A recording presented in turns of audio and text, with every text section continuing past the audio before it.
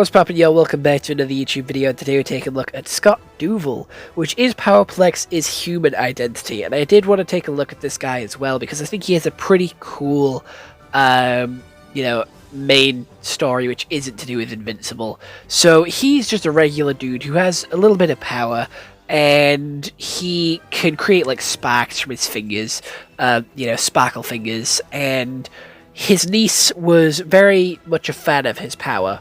And unfortunately, in the Omni-Man and Invincible fight, they did get kind of killed because they were in the high-rise that got absolutely fucking shattered from Invincible. And he kind of lost it and kind of went insane and spent his entire rest of his life plotting revenge on Invincible.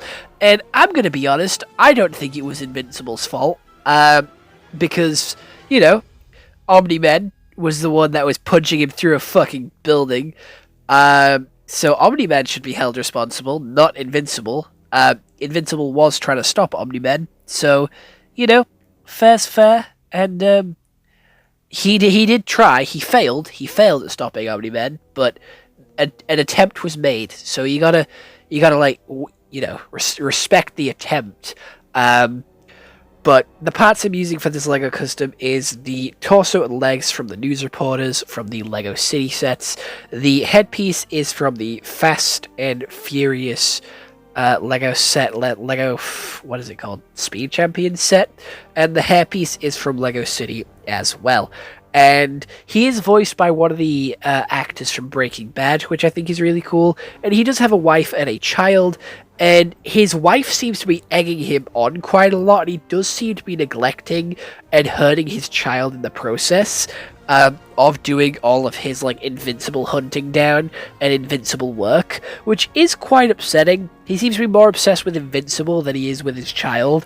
And I don't think that's okay. It is a very traumatic thing that he went through, but I still think he should, put his child first, instead of putting his child and wife in these very harmful, very dangerous situations. And when he does end up killing them both, later on in the series, he blames Invincible for it as well, which I think is genuinely insane. How can you blame Invincible for something that, you did? No, that's not how that works. It was your electricity that killed them, and it was you constantly obsessing over Invincible that killed them, not Invincible himself. He actually tried to save them, and he offered multiple times to get them out of there, and out of that situation, and out of that place, so that they wouldn't get hurt, but you wouldn't allow it. So,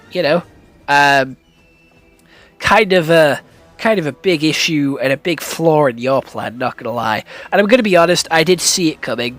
As soon as they were put in that hostage situation, I knew what was coming. I knew what was happening. I've seen this before, and it did. It came true. It came into fruition. So you know what? I've watched too many movies and read too many comic books, so I know pretty much most story beats now. But it was still a shock to see their charred corpses on screen.